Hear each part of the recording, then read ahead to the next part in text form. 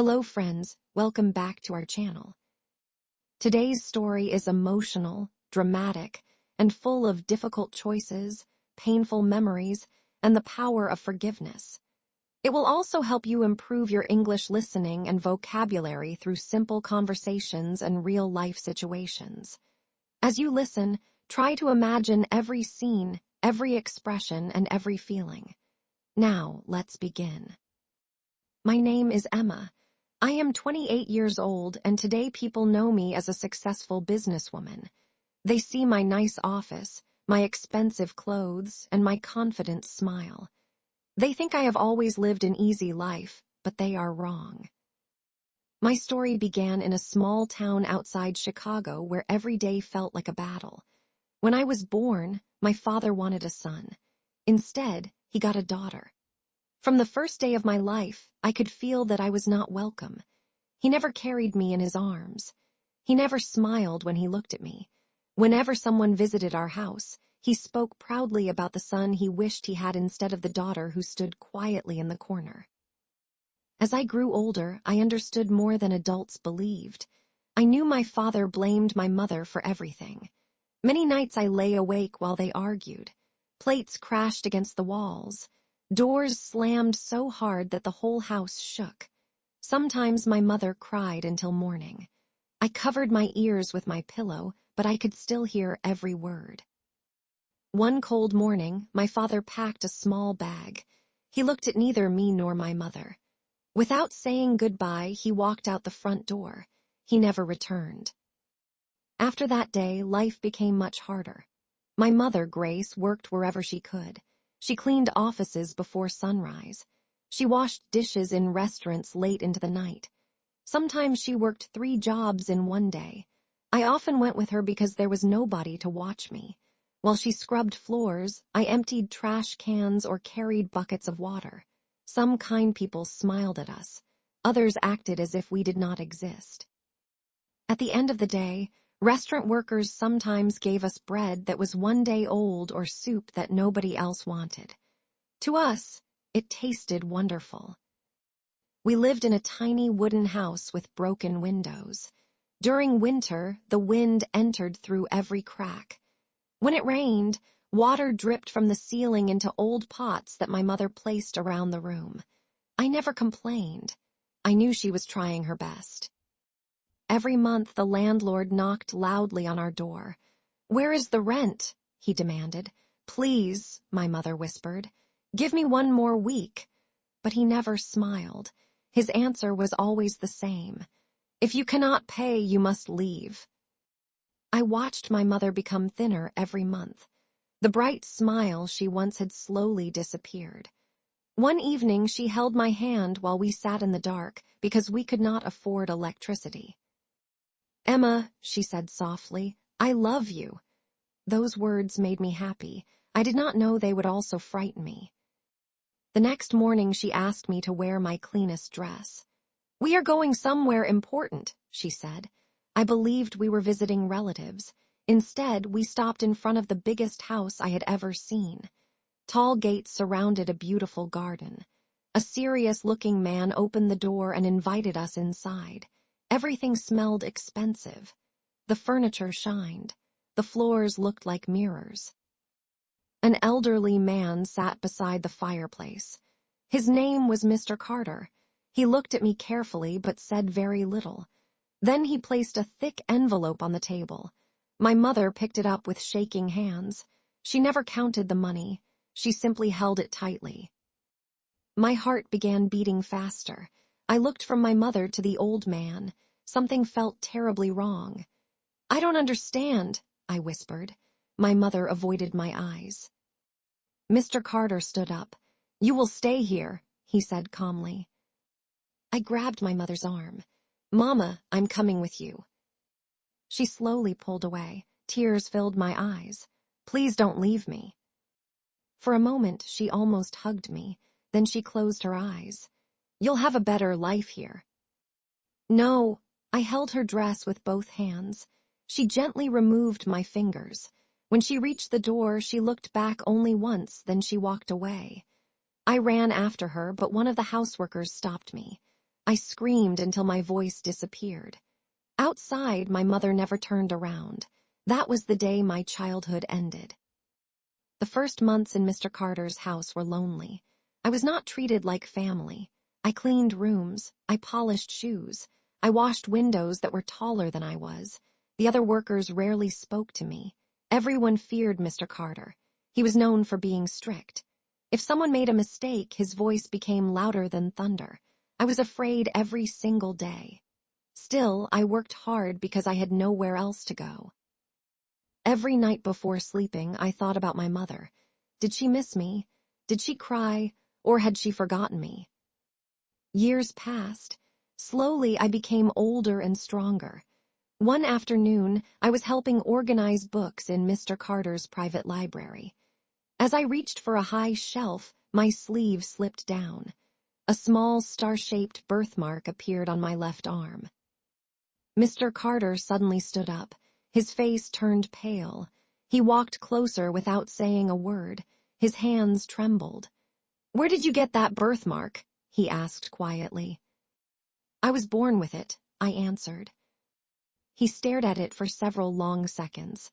"My little daughter had the same mark." His voice almost disappeared. "We lost her many years ago." For the first time, I saw tears in his eyes. That day changed everything. He no longer shouted at me.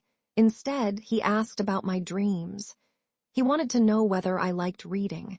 He asked if I wished to go to school. I answered yes before he even finished the question.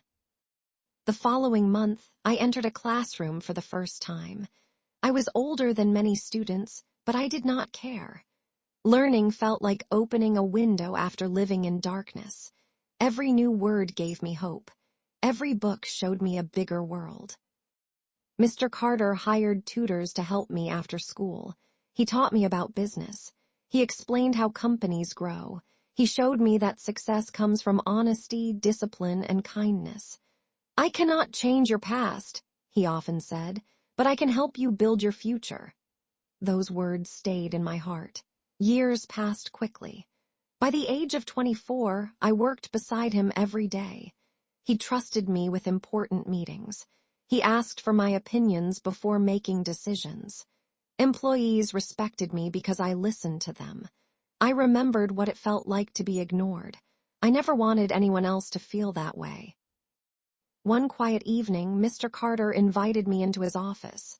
"I've been thinking," he said. "You've become the daughter life gave me." My eyes filled with tears. He smiled gently. "I have no children left to continue my work." He handed me a folder. Inside were documents naming me as the future leader of his company.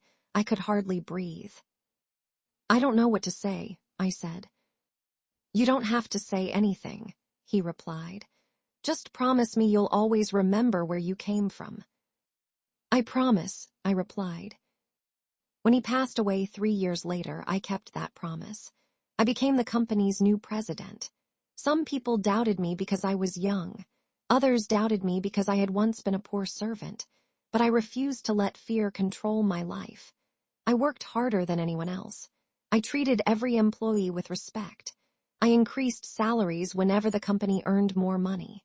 I created scholarships for children who could not afford school. Every winter, we delivered warm clothes and food to families in need. People often asked why I cared so much. They did not know I had once stood in those same food lines. One snowy evening, I was driving home after a long meeting. The streets of Chicago were crowded. Snow covered the sidewalks. As traffic slowed near a small park, I noticed an elderly woman sitting alone on a bench. She wore a thin coat that could not protect her from the cold. Her hands shook as she held an empty paper cup. Most people walked past without looking at her. Something inside me told me to stop. I stepped out of my car with a warm blanket and some food. When I handed them to her, she whispered, "Thank you." Her voice sounded strangely familiar. She lifted her head. For a moment, time stopped. Although her hair had turned gray and deep lines covered her face, I recognized her. It was my mother. She looked at me but did not know who I was. "I'm sorry," she said quietly. My eyes aren't very good anymore. I struggled to breathe. Do you have any family? I asked. She looked down. I had a daughter once. What happened? I asked. I made the biggest mistake of my life. Tears rolled down her cheeks. I believed giving her away would save her. Instead, I lost her forever. My own tears began to fall. I whispered, You didn't lose her. She looked up slowly. You gave her away. Her eyes searched my face. Then they grew wider and wider. Emma. I nodded. She covered her mouth with both hands. I'm so sorry. She cried harder than I had ever seen anyone cry. I wanted to come back for you, but I was ashamed. Every year it became more difficult. I stood silently. The little girl inside me still remembered that painful goodbye, but the woman I had become understood something else. Holding hate for so many years had never made me happy. I helped her stand. Come with me. She was surprised. You still want to help me? I can't change the past, but maybe we can change tomorrow. She hugged me tightly. For the first time in many years, I felt like I had a mother again. A week later, another surprise waited for me. My assistant entered my office. There's an older man asking to see you. When I walked downstairs, I saw him immediately. Even though time had changed his face, I recognized him, my father. He looked weak, his shoulders were bent, his confident voice had disappeared.